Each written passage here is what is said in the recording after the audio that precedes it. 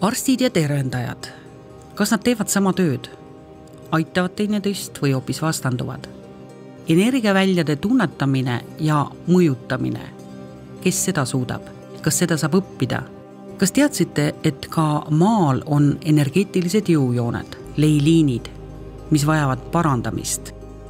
Nagu inimest laastavad haigused, laastavad maad negatiivsed energiad. Meie seas on eriliste võimetega inimesi. Lille Lindmäe on Moskva ekstrasensoorika kooli diplomiga biovälja korrastaja. Sellega hakkas ta tegelema alles 40. eluaastates. Aga alustame algusest. Kas ta on alati näinud biovälju ja suutnud neid mõjutada või on ta selleks saanud? See ongi tänane saade Ekstrasensi lugu inimese mõõtmes. Mina sündisin väga külmal talvepäeval, kui -24 kraadi külma.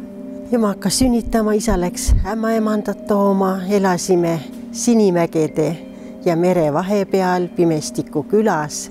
Peagi jõudis sõda sinna ja seda sõdagi ma vähe mäletan. Mäletan, kuidas käisid sõdurid meie majas. Maja käis käest kätte venelaste ja sakslaste vahel. Ja sõduritele meeldis mind ikka sülle võtta. Ja mäletan seda, kuidas me läbi sõjatule põgenesime. Hobune, Saan, isa, ema ja 3 väikest last. Loomad lasti metsa lahti. Kõik jäeti maha ja tuldi tulema Lõuna-Eestisse läbi sõjatule. See on meeles. Mäletan ka seda, kuidas koolid üle pea käisid, aga mäletan ka seda, et hirmu ei olnud, sest isa ja ema olid kõrval. Ja meile lastelegi isa rääkis huvitavaid lugusid, meil oli isaga väga huvitav. Enne und õhtul andis isa matemaatika ülesandeid meile.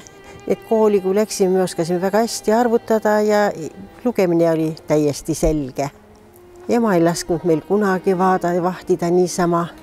Ema ütles ikkagi, et teda õpetati nii, et tüdruk ei tohi kunagi olla tegevuseta, liigutav vitsakest käest, kogu aeg pead midagi tegema.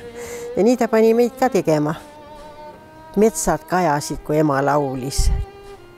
Nii nagu midagi teha vaja ei olnud, nii ma jälle kuskil nurgas lugesin. Siis ema jälle hõikas. Mine too seale peedilehti, siis tuli minna ja teha jälle loomade eest hoolt kanda. Et see väljade nägemine on mul juba sündimisest kaasas. Elav värelus on puude ümber, põõsaste ümber. Aga ema ütles, et mis sina seal küll näed, seal ei ole ju midagi. Mina ei saanud aru, kuidas teised ei näe seda. Ja kui kooli läksin, siis puud joonistati ju kõik ilma bioväljata. Ja ma ei saanud sellest aru, aga ma tegin ka nii, nagu teised tegid.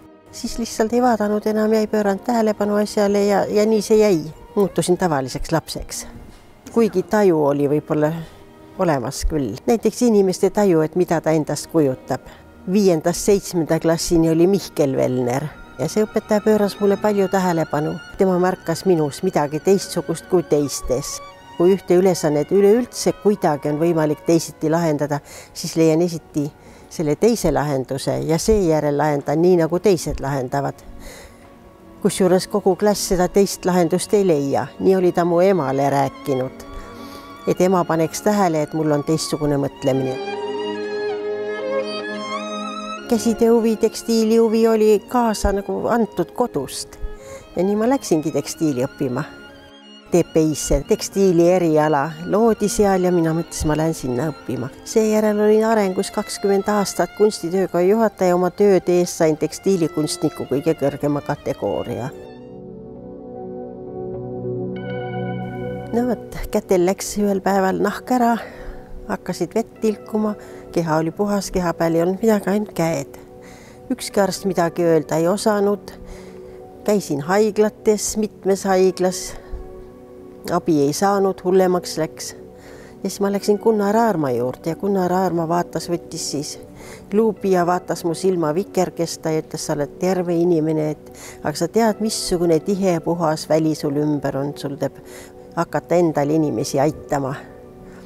Vasak käsi lauba peale, parem käsi kukla taha. Hoia niiviisi inimese pead käte vahel ja sa saad aidata teda, ütles Gunnar Aarma mulle. Ja esimest inimest proovisingi nii. Ja aitasin teda. Suutsin kohe aidata 5 minutiga. No siis töökaaslased hakkasid abi vajama. Üks tuli ühe hädaga, teine teise hädaga. Ja siis lähen ma ühel hommikul tööle, keeran raadio lahti. Nii nagu raadio lahti keerasin, raadios öeldi, et Moskvas on. Ja see oli NSV Liidu Tervishoiuministeeriumi ekstrasensoorika kool VDNH-l tervisepaviljonis biovälja mõõtmiseks. Kirjutasin kirja ja vastuseks tuli kutse kooli katsetele. Koolis räägiti, et terve maa on igasuguseid petiseid ja ravijaid täis, aga on olemas ka tõelised ravijad ja Tervishoiuministeerium on otsustanud selgeks teha, kes on tõelised, anda nendele lugupidamine ja luba töötada ja teised ära keelata. Sellepärast see kool tehti.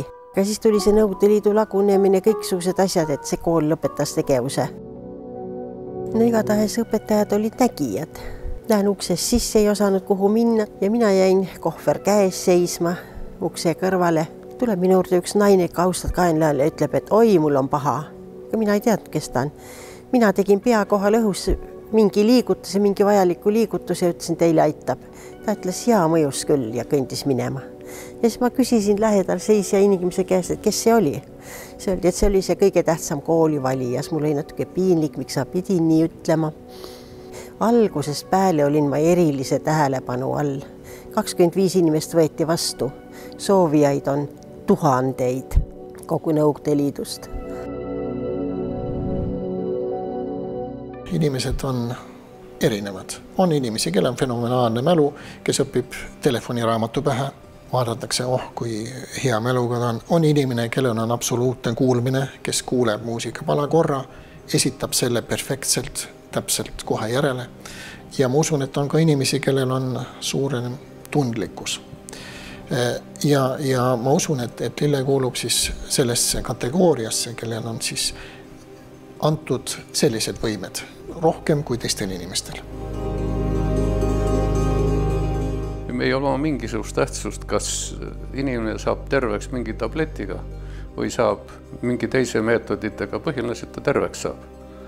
Teistel meetoditel ei ole kõrvaltoimeid, see, mida Lille kasutab. Meil oleks aeg natuke mõista, näiteks üks on nii, et ta on nagu karu kõrva peal astud, ta ei kuule midagi, teine on absoluutse kuulmisega, eks ole, üks näeb ainult musta ja valget, teine näeb tohutu värvide skaalad või maitsete skaala, eks ole. Tähendab, aeg on mõista, et inimesel on ka teisi omadusi veel, mida võib-olla oleks aeg aktsepteerida.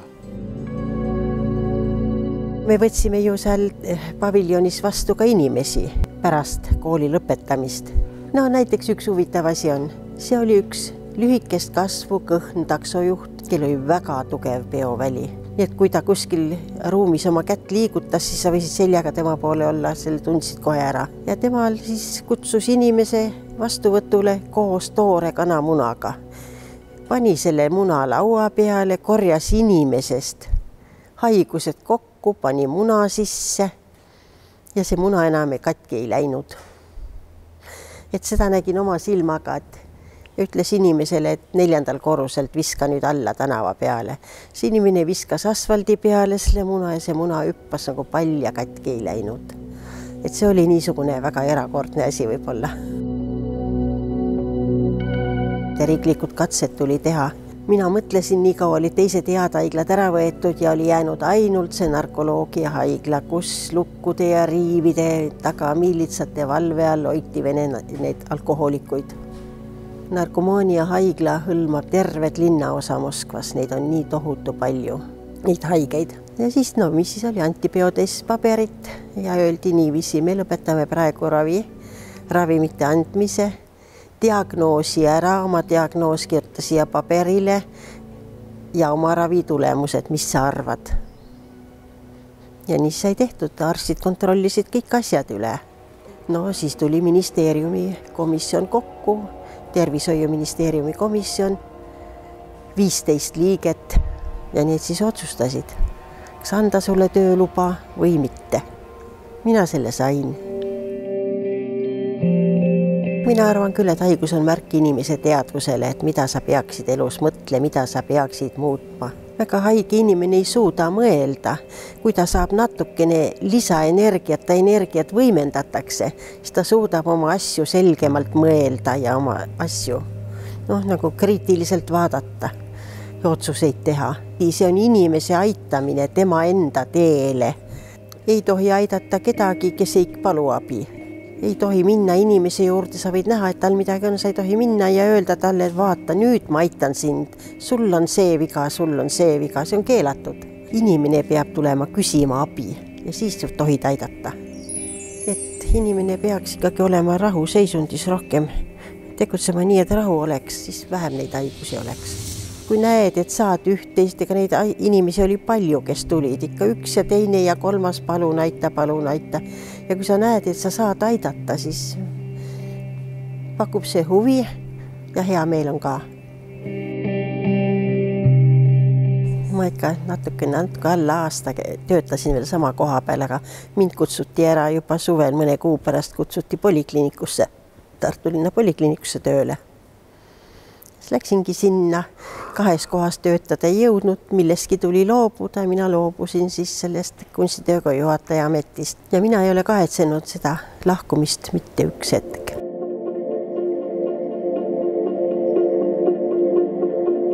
Minuga juhtus nii, et treeningul, ise treener olles lastele harjutust ette näidates käis lihtsalt seljast nagu nõks läbi ja viidi mind siis traumapunkti, enam eriti liigutada ei saanud ja öeldi, et radikuliit ja mingisugust nagu võimalust, kuidas seda tagasi tõmmata või midagi teha ei olnud. Ma olin Maarjamõisa haiglas 2 nädalat sees venituste all, kõiksugused protseduurid, mis kõik muga tehti ja ikkagi nagu paremaks ei läinud. Ja siis viimases hädas ema ütles, et ma tunnen ühte inimest, et las ta tuleb meie juurde proovi pärast lihtsalt. Ja kutsutigi siis Lille meile ja Lille pani mind diivani peale pikali, hoidis mul käsi selja peal 3–5 minutit, ma ei oska öelda. Ja siis ütles, et tõuse Raini püsti ja tee kükki ja painuta ette ja kõik kogu valu oli läinud. Nagu tõesti uskumatu. Ja pole hiljem ka tagasi tulnud? Pole hiljem ka tagasi tulnud, aga huvitav oli veel see, et terve osakond oli ju haigeid, kes me seal olime, osasid opereeriti, teistele tehti lihtsalt venitusi, võimlemisi, süste, kõik võimalikke meetodeid. Ka kogu osakond tahab ju terveks saada. Et kas see oleks võimalik Lillet ka kutsuda sinna, et neid ravima. Aga tol ajal siis see oli nüüd, ütleme, 20 aastat tagasi ei lubatud. On juhuseid, kus patsient käib ühe arsti juures teise juurde, rakendatakse erinevaid ravimeetodeid ja efekti pole inimesel. Probleemid jäävad seal juures, midagi nagu olulisi kõrvalekaldeid analüüsides ei tule, kõik justkui on, aga kaebused jäävad. Ja ma usun, et sellisel juhul on kindlasti väga teretulnud, kui on sellised inimesed, kes enamasti või sageli saavad aidata. Ja ega me nii otseselt koos me ei tööta, aga kui satub selline kimbatuses inimene, kes on käinud erinevate spetsialistide juures, on saadetud ka taastusarsti vastuvõtule ja ma näen, et nagu traditsiooniline meditsiin võib nagu nõrgaks jääda, ühesõnaga ei oska nagu aidata. Siis ma olen küsinud, et kas te olete nõus sellega, et kui ma soovitan teile ja kui inimene on nõus, siis ma võtan Lillega ühendust, et vaata, et minul on niisugune hädaline, et kas ta võib tulla ja sedasi. Kui ma läksin polikliinikusse tööle, siis peaarst Sigrid Aru palju kuid kõndis taga, iga muu sõna kontrollis ja siis jättis mu rahule, sest nägi, et ma ei petta ja et ma tõesti suudan asju teha. Niisamuti, kui kutsuti sinna Turu loodusravilasse mind, siis pandi hiinlasest nõeleravi arst, kes töötab ka arstikeskuses, mind kontrollima. Ja siis pärast seda siis hangiti mulle tööluba, nii et ma olin ametlikult tööloaga tööl. 22 aastat olen Soome käinud, väga palju loenguid pidanud. Mina ikkagi välja muutmise teel aitan inimesi ja see on biovälja korrastamine või korrektsioon ja see ei ole ravitsemine. Et see on ka suur vahe. Diplomi peal on see nimi. Professor Helje Kaarma ja Selma Teesalu ju kutsusid mind arstide täiendusõppele loenguid pidama. See oli siis perearstide toitlusalane täiendusõppe, kus olid mul loengud 13 aastat.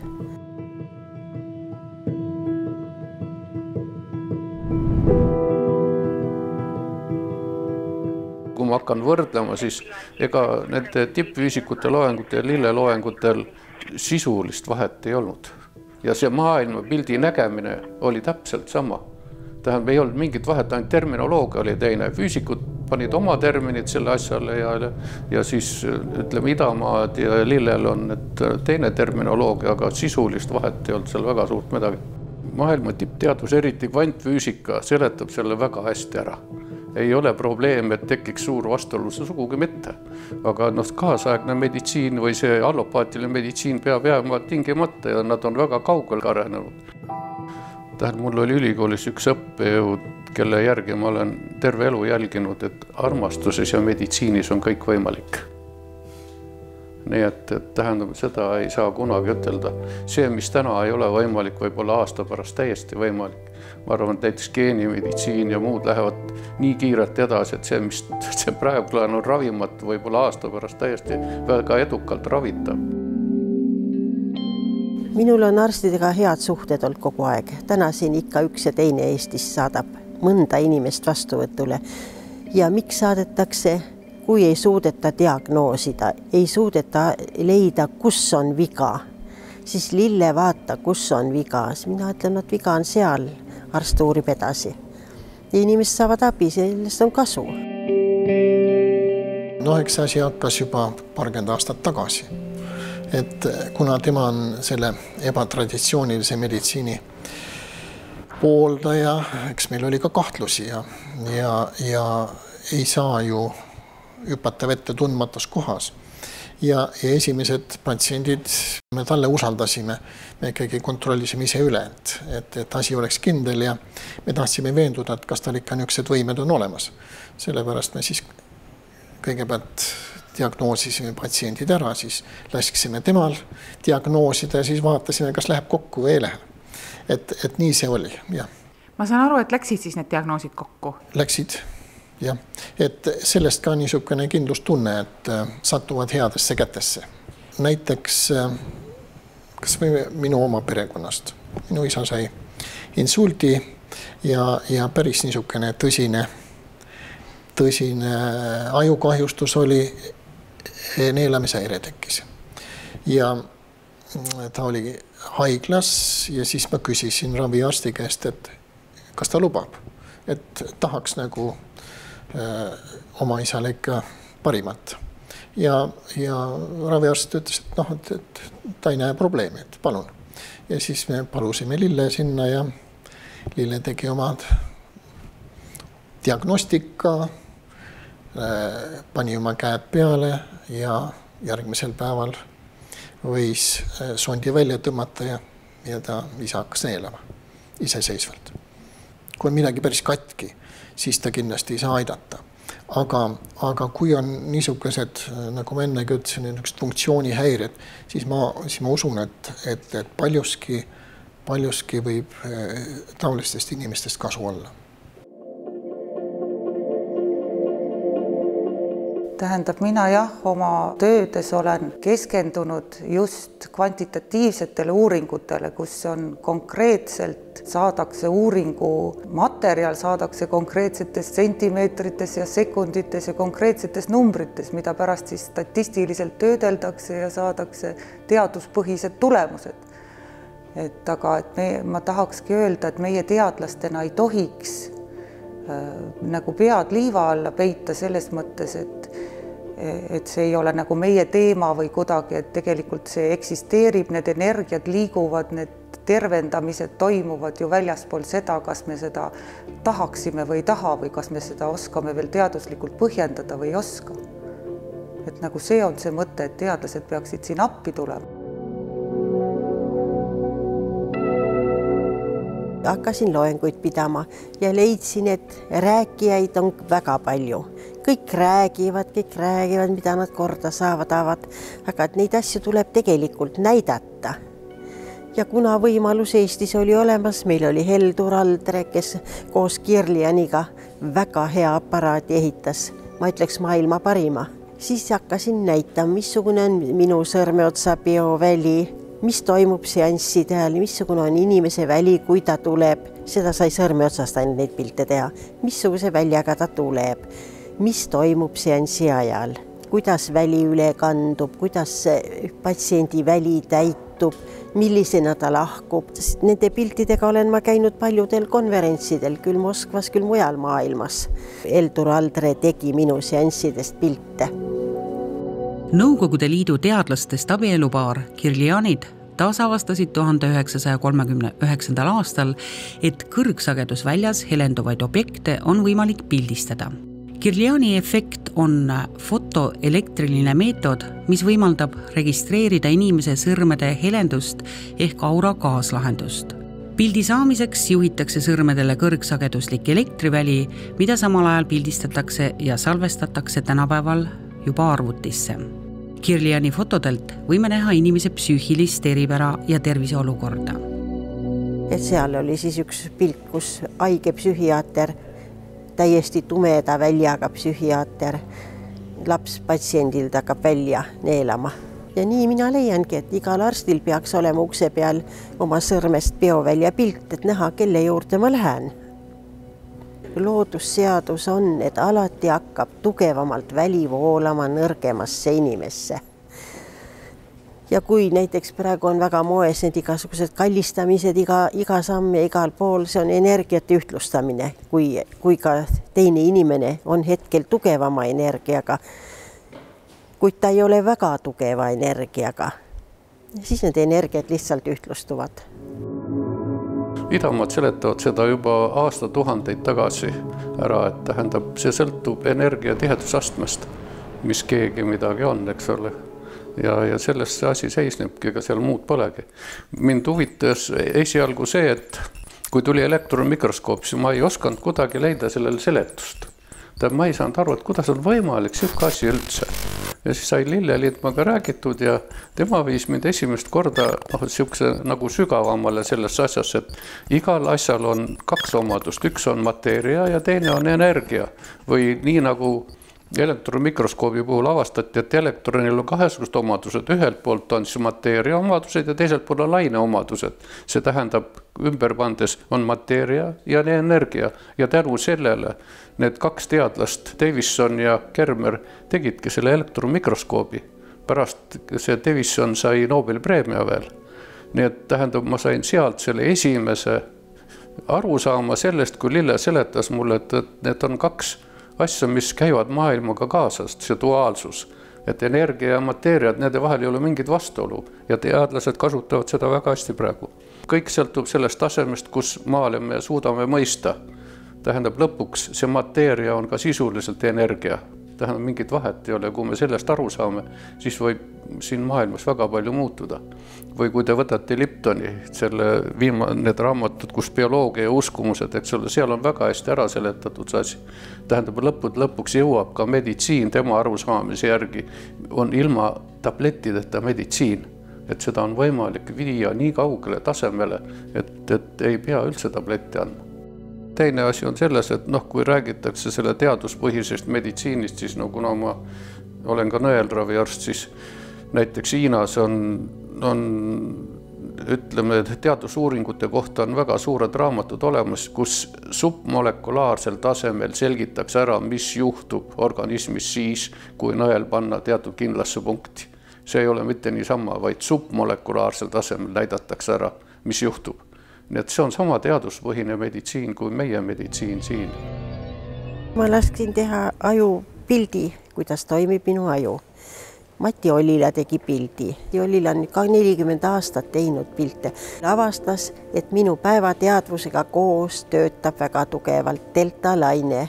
Delta-laine ajust tavaliselt on tugev süvaunes ja koomaseisundis.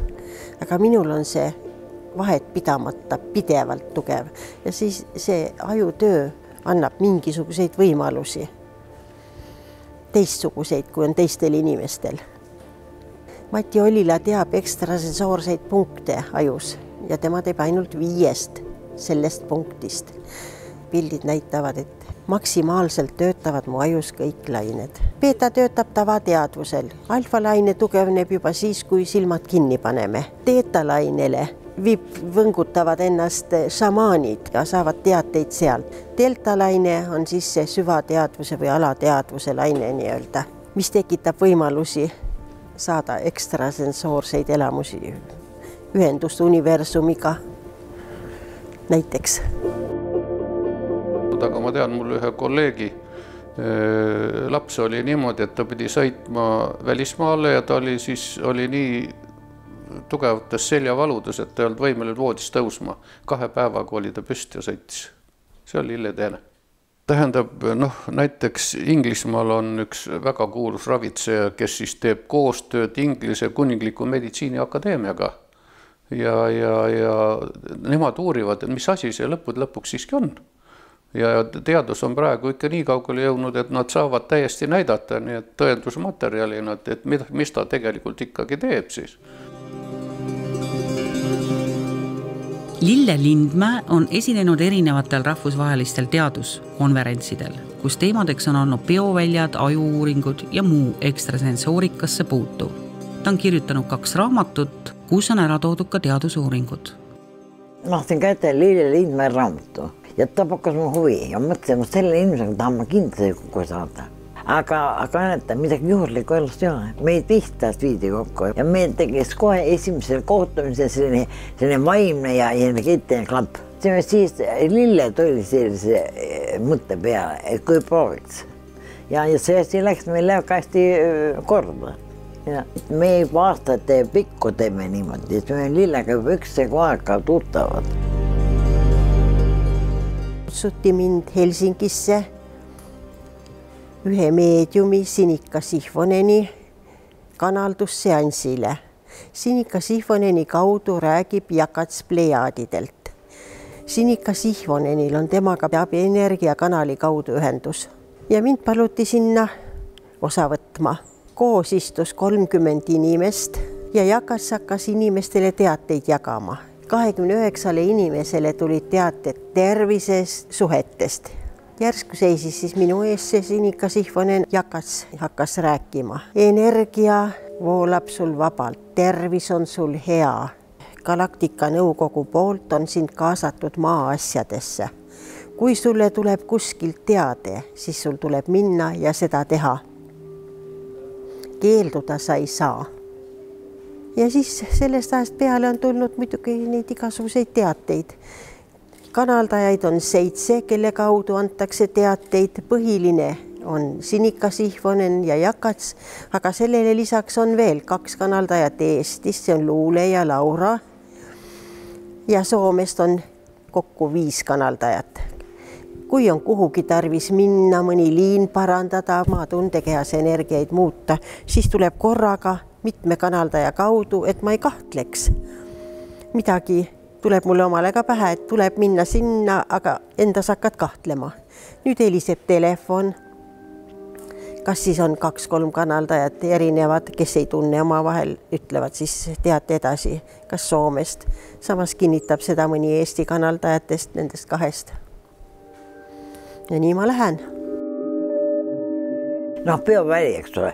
Mõtteenergia on tugevamaga tuumaenergia ja kui meil on ikka kontakt ja peale Lille ma keega selliseid asju ei tee, selliseid ei tee, ainult Lillega. Mis on siis vaja sellisele erakordsele inimesele veel kanaldajad, et miks tema otseselt informatsiooni väljast ei saa? Igalühel on oma riida, eks ole. Tema parandab leiooni, see on tohutu energiakulu, aga asi on selle, et alati meil ka vaja mingit teejuhti ja minul on see, eks ole, ja minu tema saab siis selle informatsiooni, mida tal hetkel vaja on, eks ole. Jakats on see, kes saadab sõnumeid. Jakats on pärit Plejaadidelt, galaktika rahvas käib, uurib maal igasuguseid asju, mis siin toimub. Nad teavad energiaid, tunnevad energiaid, millest meie teadlastel pole veel üldse aimu. No on tulnud ka selline teade, mannerlaamade vahelt on hakanud pihkuma mingisugune tundmatu energia. No minul ei ole selle teadmisega midagi peale hakata ega ei oska kellelegi seda rääkidagi. Kuulad ära ja võtad lihtsalt omale teadmiseks, midagi peale hakata ei oska. Ja nii antaks ka teateid nende leiliinide kohta. Inimestel on ümber bioväli, seal on tundekeha, emotsionaalne keha ja nii edasi, aga niisama on ka maakera ümber, maa on elusolend. Ja inimeste tunded ladestuvad maaenergia tundekehasse. Maa biovälja tundekehasse, ütleks nii. On siis öeldudki, et neid ei huvita miski muu kui ainult kas siis teatud inimeste tundekehad või maa tundekeha. Muu asi neid ei huvita, et tundekeha kaudu hävitatakse neid leiliine. Leiliinide kohta öeldi nii, et leiliinid on mitmekihilised energiate sõiduteed. Seal kosmiline valgus nendel liinidel liigub, et see toetab inimeste ja kogu maa, looduse ja elu teadvust. Et inimesed, kes rohkem arenevad, neil on võimalus rohkem saada energiat leiliinidest. Väga nõrga viletsa energiaga ei küündi saama. Leiliinid on maa energeetilised jõujooned, kus voolab elu toetav maajõud. Need taasavastas 1921. aastal Alfred Watkins, Briti amatöörarheoloog, antikvaar ja ärimees. Liinid kulgevad mägede, pühade paikade, püramiidide, allikate, kultuskivide ja muude taoliste kohtade kaudu.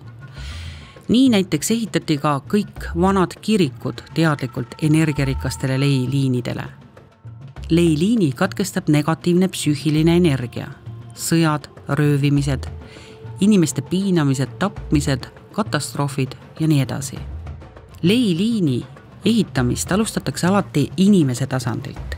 Loodus ja kosmos jätkavad ja lõpetavad selle töö. Et on teadjaid olnud ajast aega, on nende nägijaid, neid on väga vähe, kes neid näevad ja tunnetavad neid, kuid siiski nad on olnud olemas. Ja need teadmised on olnud salajased. On olnud salajased kaardid rüütlite ordudel, kõrgetel kirikujuhtidel ja võib-olla veel mõningatel salajastel organisatsioonidel. No meil Vene ajal oli see asi kõik keelatud. KGB tegeles sellega, Stalin tegeles sellega. Hitler tegeles sellega, suur huvi oli selle vastu, sest teati, et need, kes teavad leiliine ja leiliinide ristumiskohti, need võivad saavutada ülemvõimu teiste inimeste üle. Teistele oli see keelatud, ainult teatud ringkonnad neid asju uurisid, teadsid. Nende järgi on ehitatud linnad maa peal. Linnad ei ole kujunenud kaubandusteede järgi, vaid hoopiski leiliinide järgi. Et kui me näiteks paneme joonlaua Bristolist Volgogradini kaardile, siis sellele liinile jääb London, Amsterdam, Berliin, Varssavi, Volgograd. Et maa kumeruse tõttu võib-olla natukene mõni jääb selle kõrvale, liini kõrvale, kuid see ei loe midagi, sest see liin on niivõrd võimsa energiaga ja laia mõju alaga, et need linnad kõik on sellest samast liinist mõjutatud. Ja näiteks Oulu, Helsingi, Tallinn, Ateena, Johannesburg, need on ka ühe liini linnad. Et liin läheb otsejoones ümber maakera. Neid liine on palju ja nad on erineva suurusega. Osa liini on väga suured liinid, teine osa on väiksemad. Liinid hargnevad nii nagu inimesel veresooned hargnevad, kuni juusveresoonteni välja. See on ju väga palju oma leijoontega korda saatnud. Ta on väga palju nagu puhastanud seda energiat ja ka meil Eestis muide. Ja see on tulemusi andnud. Ja ta saadetakse ju läbi selle kanaldamise saati, ta ütles, see paikatakse küll Moskvasse, küll Ukrainasse, Gomelisse, Ossosse ja ka kunagi ammu saadi seda Araabiamaadesse, eks ole. No ta on maaninud pentsisse, on temale väga niisugune püsiklient. Teile väga, ta võiks selle kohta üks öelda, et ta on ju tõesti väga globaalne inimene, need leijooned ja see on ikka, ega muidu ta oli 1/8, keda kutsuti Indiasse, eks ole. Ma ütleks selle kongressil minu esinemise tulemus on see, et mind palutakse appi India vaimsete energiate puhastamisel. Räägiti ka, et valitsus on võtnud vastu Indias otsuse eraldada suured rahad jõgede füüsilisele puhastamisele. Minul palutakse tegeleda näiteks jõgede vaimse energia puhastamisega. Paluti erilist tähelepanu pöörata nende ülipüha Kangese jõe vaimsetele energiatele. No see on nii suur ja raske töö, ma palusin mõtlemisaega. Ma ei oska midagi öelda, kas ma lähen tegema või ei lähe, kes näeb. Siis Jakatsa räägib mulle niiviisi, ära raiska oma energiat üksikute inimeste ravimiseks. Kui sa hoiad korras leiliinid ja puhastad maaenergiaid, sa suudad aidata palju suuremal hulgal inimesi ümber maakera. Ära väsita ennast liiga, hoia end selle töö jaoks. Küll loetakse mu mõtteid, et kui ikkagi kuhugi on tarvis, antakse tähtajaline ülesanne, et selleks kuupäevaks peab ära olema käidud 2012. aastal ja enne 15. oktoobrit ära käia. Ma vaatasin, et hoopis seal kuskil 26. on odavad piletid, läheks siis, nii kõrvaltoas telefon helises. Ja Soomest üks kanaldaja ütles, sulle palutakse öelda, siis ei ole su siin enam midagi asja, Brüsselis tuleb enne 15. oktoobrit 2012 ära käia. Siis ostsingi pileti ja läksin, käisin ära, need ülitäpselt juhendatakse. Seda öeldi Laura kaudu. Kanaldamine, vaadake, ainult Lille teeb minu sellist seansse, et tal on vaja mingid küsimusi.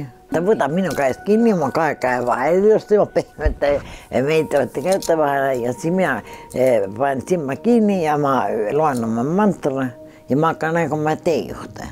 Väga erinevaid asju inimesi ja siis ma saan ilmselt informatsiooni välja, saan endale vastused ja nii lihtsalt käibki. See on umbes nii, nagu me näeme unenägu, eks sulle telepaatiliselt või niimoodi, et ma siis räägin, mis mulle öeldakse ja ma siis räägin, kes see on ja kuidas ta on ja ma maetan väga ilusaid teejuhte ja Lillega on meil eriti üks teejuht, kes on meil käib kohe nii pidevalt, see India naine, ta on väga ilus sari, ta istub marmortrepi peal ja siis tema esitab mul siis küsimusi ja siis tema on vastuseid. Et Euroopa Liidu nendes suurtes klaasmajades, mis Brüsselis on, et seal ei ole kõik asjad ausad, et nad on energia ära määrinud, mine muuda need energiad ära. Ja sa ise näed, mis seal kuskil teha vaja on, aga kiiresti on vaja ära käia. Räägiti ka sellest, et Euroopa Keskpangast on kuld ära viidud. No ma ei osanud kuidagi suhtuda ja muidki inetuid asju räägiti. Ei osanud kuidagi suhtuda, on see nii või ei ole, ka aasta hiljem tuli ju. Akadeemik Lippmaa kirjutas just nendest asjadest Ekspressis aasta hiljem, et tõepoolest on Euroopa kuld ära viidud millegi pärast Ameerikasse. Läksin ja tegin siis, aga kõige raskem oli seal muuta energiaid Justiitspalees. Seal olid must energia, tume, väga tume võimas energia. Tegin palju vaeva enne, kui selle sain muutuma. Aga ära siiski tegin selle asja. See on emotsionaalne energia, seal on toimunud selliseid asju, mis ei ole ausad. Võib-olla on seal tapetud, võib-olla on välja pressitud valesüüdistusi, ma ei oska öelda, mis seal toimunud on, aga energia oli kohutav. 1/3 kõige hirmsamast paigast oli Brüsseli Justiitspalee. Ükskõik siis, mis kohast, et mine siis sinna Venemaale ja sul on vaja seal liinid ära parandada ja energiat ära muuta. See oli siis jaanuari lõpus 2012. Sõitsin Pihkvasse. Enne trükkisin välja kaarti ja katsusin, ma tunnen kaarti pealt ära oma käega, kus kohas on katkend liinid. Ja tundsin ära, et Pihkvas on leiliinide ristumiskoht, mis on maas, mis ei toimi. Seal oli ausammas, mille peale oligi ja ausamba lähedal oli leiliinide ristumiskoht, mis oli tume ja maas, elutu. Leiliin on muidu elav. See on vaimsest energiast koosneb. Selles ausamba peale on kirjutatud, et siin oli aastatel 1941–1943 sakslaste koonduslaager, kus piinati ja tapeti 65 000 Vene sõjaväelast. No võt nende sõjaväelaste valu, piin, lootusetus tappis selle leiliini, mõlemad leiliinid. Aga kui mina tulin Pihkvast tagasi, ma küsisin Jakatsi käest, mis nüüd toimuma hakkab, et need liinid said parandatud. Jakats ütles mulle nii, eestlased ei suuda venelastele andestada ülekohut, mida venelased on eestlastele teinud. Ja mõelge nii, et see on ajalugu ja inimesed peavad rahumeeles ja sõbralikult käsikäes edasi minema. See tuleb unustada ja neile andeks anda. Vaat sellele järgneski, ütles, et ja palju muud, mida need liinid kaasa toovad head. Ja toimuski, Kuperjanovi rühmale tulid Pihkva sõdurid külla ja siis toimus vastu külaskäik. Ja lehed kirjutasid ja mina rõõmustasin, et leiliinid toimivad. Üks leiliin, mis on meil Kuremaa kloosteri juures, kus leiliinile järgnenud vesi või see allikas seal. See vesi on tõesti püha vesi ja inimesed teavad seda, kaugelt tulevad vett võtma, sealt viivad koju kaasa. Et üks selline koht on. Neid liine on siin Eestis muidki ja rohkesti.